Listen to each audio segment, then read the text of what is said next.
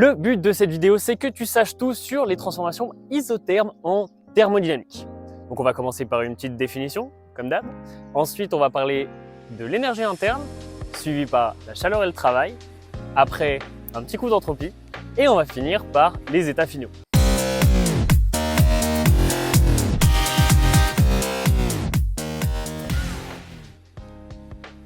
Isotherme, ça veut dire à température constante.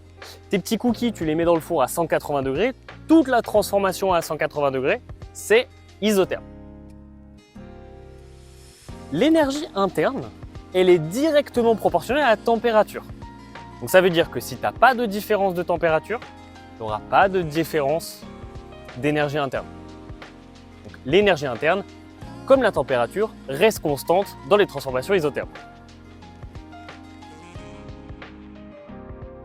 Vu qu'il n'y a pas de variation d'énergie interne, ça implique que toute la chaleur, elle est transformée en travail.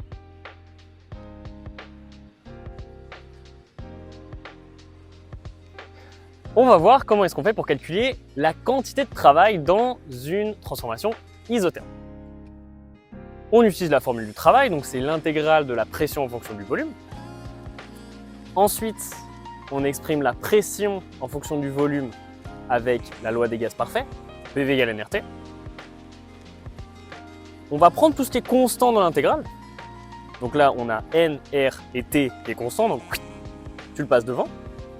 Et il te reste du 1 sur le volume. La primitive de la fonction inverse, donc 1 sur x, c'est ln de x, logarithme de x.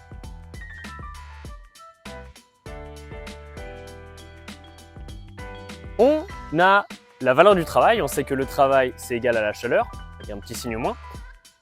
On va pouvoir maintenant trouver l'entropie. L'entropie, c'est la chaleur divisée par la température. Vu que c'est isotherme, la température est constante, et donc on n'est pas obligé de passer par l'intégrale. On a juste à prendre la valeur de la chaleur divisée par la température. Comme on l'a vu avant, la chaleur c'est égal à moins le travail, donc l'entropie, ça va être égal à ça. Comme d'habitude en thermo, c'est intéressant de savoir les états finaux. Donc tu as ta pression, ton volume, ta température au début, tu aimerais savoir à la fin, qu'est-ce qu'elles valent. Pour ça, on va utiliser le fait que pression fois volume est constant dans les transformations isothermes. Comment est-ce que je sais ça? On prend la loi des gaz parfaits, comme d'habitude, toujours la loi des gaz parfaits. On a PV égale nRT. On a N, le nombre de moles qui est constant, R, c'est une constante, et T, la température qui est constante. Donc, PV, pression fois volume,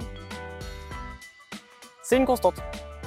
Et ça nous permet de trouver tous les résultats qui sont là. Alors, je sais que tu as peut-être le cerveau qui fait des bulles, mais là, il va falloir t'accrocher.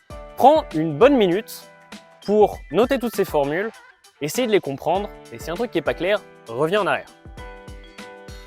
Si tu as aimé, mets un petit like, mets un petit pouce, partage-le, ça me ferait plaisir.